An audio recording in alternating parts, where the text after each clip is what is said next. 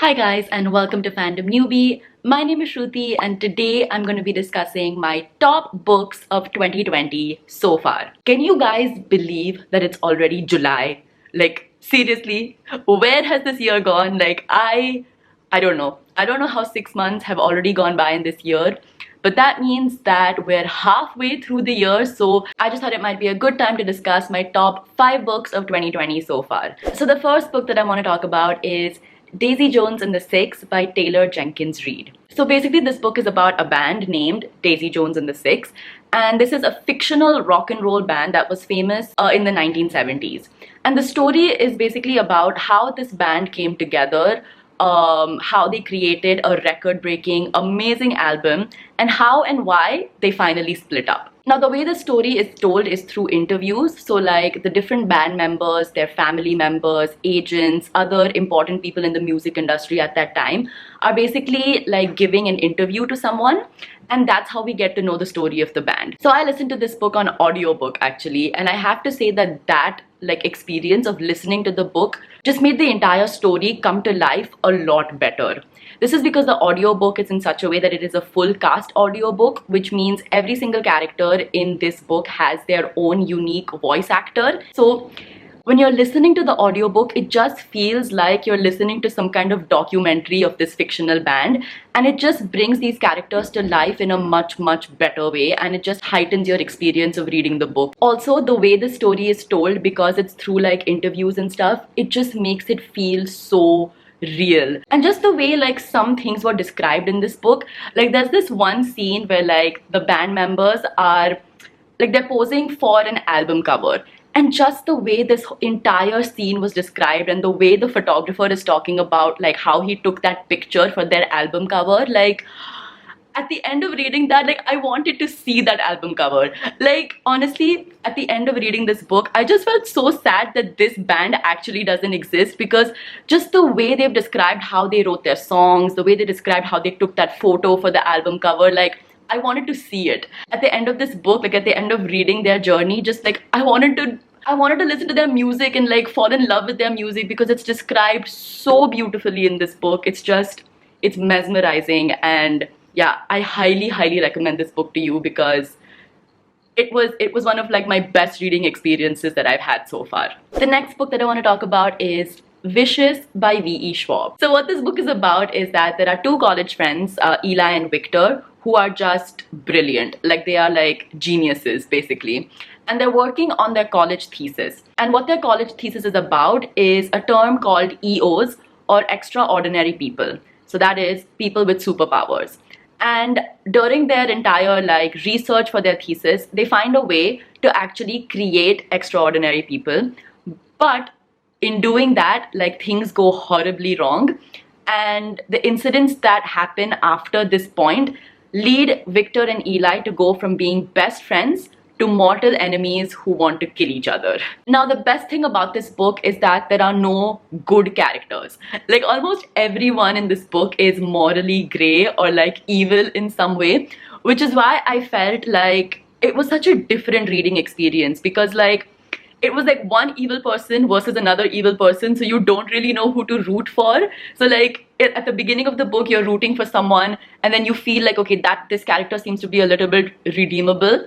But then by the end of the book, you're rooting for someone completely different, because like everyone in this book is bad. Everyone in this book is like a shitty person. So it was just a very interesting reading experience because of that. And I love exploring like morally gray characters, because like I don't know, I just find it very interesting. So yeah, if you're a fantasy lover, if you're a superhero lover, then I highly recommend this book.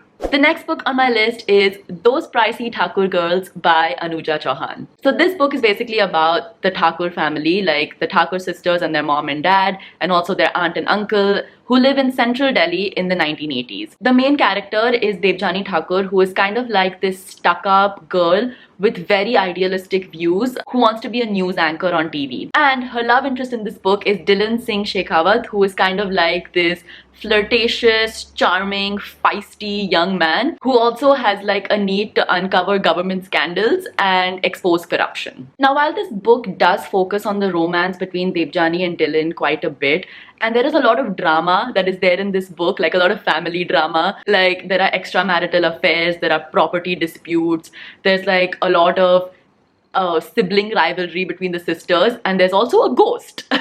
But like while that is there in the book, this book also touches upon the anti-Sikh riots that took place in Delhi in the 1980s. I felt like that entire narrative added a little bit more depth to the story, and I found it very interesting. Also, Anuja Chauhan's writing style is very conversational. Like she uses a lot of Hinglish in her writing style, and I thought that was very like different and very relatable, because like she writes exactly like how we talk in real life, and I thought that was very different. Also, the way she describes romance is so like cheesy, but I love it. Like all the stomachs flipping, the toes curling, the cheeks blushing, like very cheesy, but yeah, I love it. Now the next book that I want to talk about is Sharp Objects by Gillian Flynn. Now, like every other Gillian Flynn book out there, this book is very dark. So this book basically follows our main character, Camille Preaker, who doesn't have a very good relationship with her mother. But because she's an investigative journalist and she has to cover the murders of two young girls that have taken place in her hometown, she has to return to her hometown and live in her parents' house as she's trying to write about these murders and also kind of trying to solve the mystery.